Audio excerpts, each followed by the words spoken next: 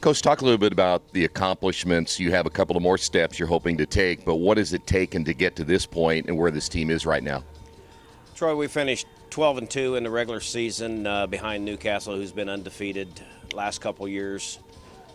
We finished second in this sectional to Newcastle, and our expectations going into regional last week was to advance to semi-state. To be honest, we were happy with advancing out of the top 4 of regional, but the boys bowled great all day long. We led the whole tournament all day long, all except for one game. We got to top seed, and we beat a very good Carmel team in the finals to take the title. This week, coming in, there's going to be 12 teams there with the top 6 advancing to the state finals. We've got some tough competition coming out of the Noblesville and Indianapolis regionals.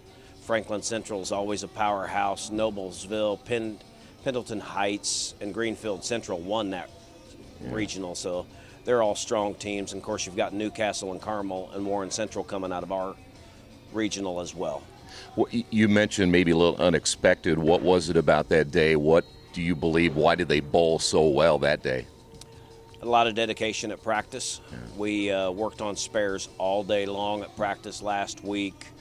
The farther you get along in the tournament, the tougher the oil pattern that they will put out for the boys, and the scores seem to go down a little bit, where during the year we get the typical house pattern where it's a little bit more forgiving, and now it's more on shot making, and like the old saying goes, the cream will rise to the top. And my boys made a lot of spares and made enough spares that we were top qualifier and proved to be good enough for the championship.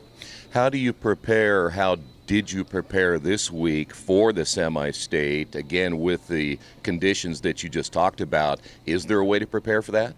Yeah, we have the toughest oil pattern possible put out on the lanes for practice, which is what they call a flat oil pattern. There's an equal amount of oil on each board across the lane, making it to where you have to hit your designated target or your mark.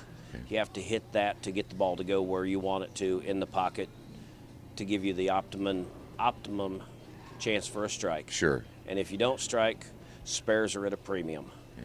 Have you felt good about practice this week? As you mentioned, your dedication to practice won your regional championship. Have you felt good about practice this week as you get set for semi-state?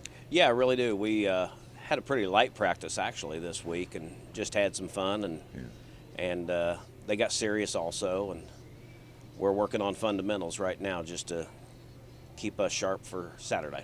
Talk about your 2 individuals. Again, as you mentioned to me earlier, 2 individuals will go in the morning, and then in the afternoon the team will go. What about the 2 individuals? What are you expecting there? Well, the 2 individuals, senior Braden Whited and sophomore Braden Schaefer, they're down to the last 72 boys in the state. There's 36 at this semi-state and 36 at the Fort Wayne semi-state. That's out of 1,400 young men that have started the season through 198 schools, with the top 9 advancing. And they've got a tough task.